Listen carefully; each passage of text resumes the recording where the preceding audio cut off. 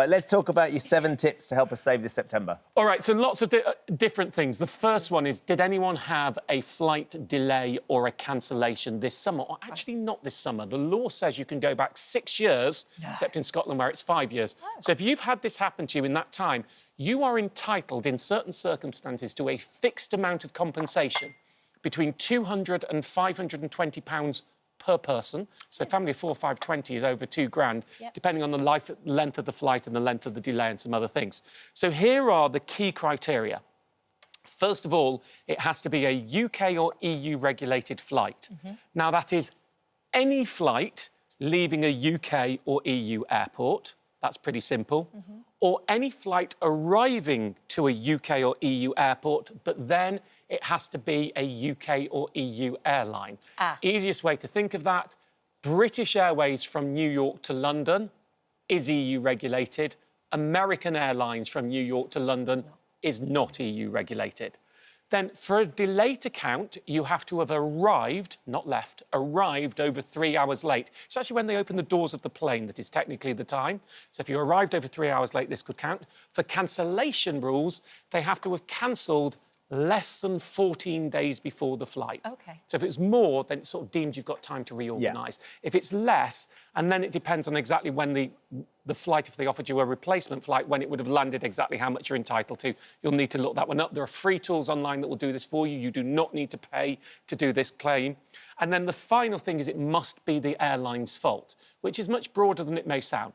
If it's a weather issue, if it's air traffic control, if the airport's shut down, not the airline's fault. So the fire, because I had a flight cancelled when there was the fire at Heathrow. Not the airline's fault. That's not the airline's fault. Interesting, OK. If it's staffing problems for the airlines, technical problems for the airlines, if it's a knock-on flight that has meant your flight is late, there's a slight grey area in that. That's generally the airline's fault. So, but it's pretty... If you think, is this the airline's responsibility or someone else's responsibility? If it's the airline's responsibility, it's the airline's fault. And then this is a law. It's a statute. It's a fixed compensation. Tools online to do it for you. Go and check if you're entitled to money. Slight moral thing here.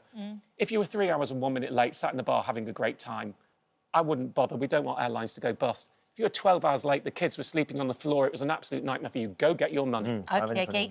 Point number 2, if you have a kid starting senior school... Or in senior school. Or in already. This is me. OK, go on. Look, because the biggest problem with sending your kids to university is not tuition fees. It's that there is a parental contribution, a hidden parental contribution. Now, this comes from the living loan children get from going to university.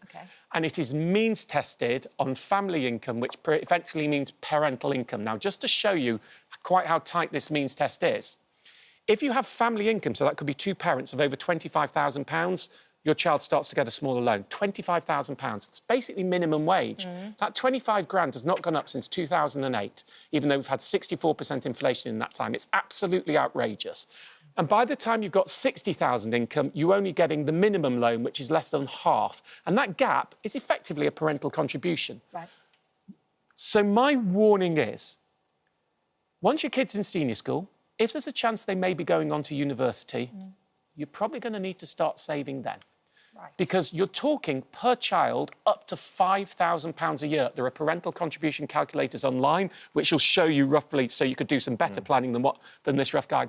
£5,000 a year, 3-year course, £15,000. If you don't have that money and you want your child to go to university and you're on a middling income, 20, 30, 40,000 a year, and there's 2 of you, you're going to need to start saving now if you don't have it.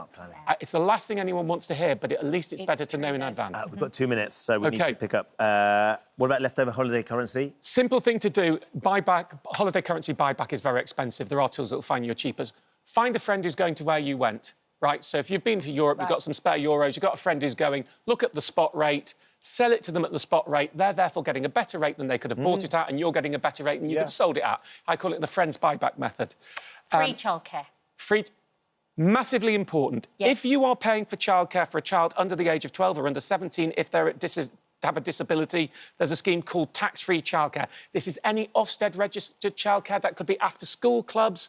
It can be, you know, a whole load of different school childcare nurseries, wherever they pay. If you are paying, what happens is for every 80p you put in the tax-free childcare account on gov.uk, state adds 20p, up to a maximum £500 per quarter, so £2,000 per year, double that with a child with disabilities. It should be called the Working Families Childcare Top-Up. Check it out if you are paying for childcare and not on universal credit. If you're on universal credit, then you should get the childcare help through the universal credit system. OK. That was me subbing that one down a lot. OK. Travel documents, checking them?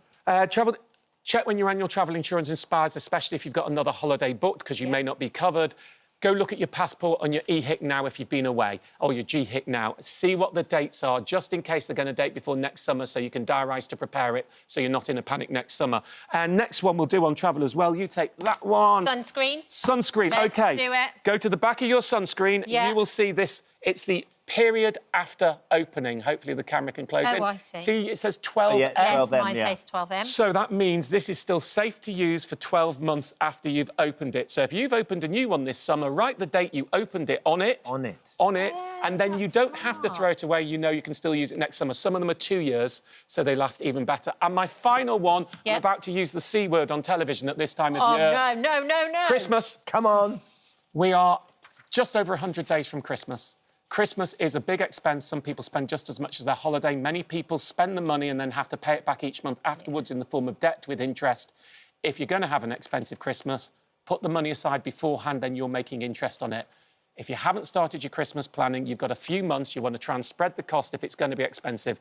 September, if you haven't done it already, is the time to start thinking about putting money aside for Christmas if you can. And if you can't, then cut back your aspirations on your Christmas. Decide what the best Christmas you can afford is, not what the best Christmas you can have is. Yeah, it'll make for a better January, that's for sure. Yeah, for sure. Thank you, Martin, for tearing through. Thank you for visiting our This Morning YouTube channel. We upload tons of new content every single day. So hit the subscribe button, like all the videos, and don't miss out. We'll see you in the morning.